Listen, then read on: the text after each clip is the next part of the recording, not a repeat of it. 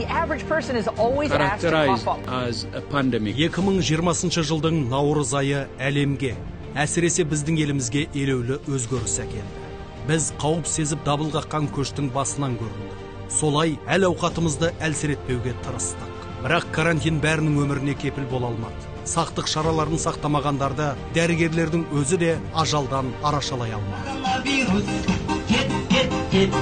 Бұрынғы ойын-сауықтың салтанаты қазаның азасына ауысты.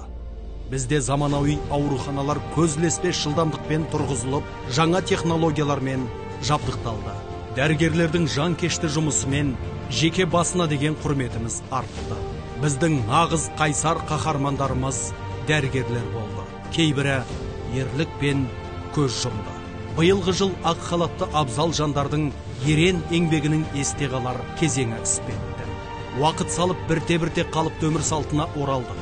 Ақпан айында ауқымды вакцинацияға тәуекел еттік.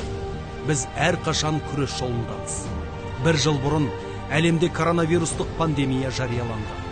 Осы уақыт аралығында Қазақстан сындарлы сынақтардан өте білді. Біздің халқымыздың ең басты құндылығы деннің саулығы мен бастың амандығы. Әлем енді ешқашан бұрынғыдай болмайды. Біз бұл сынақтарды бір жеңнен қол, бір жағадан бас шығарып еңсердік. Біз қазақстандықтармыз, және біздің қолымыздан бәрі келеді.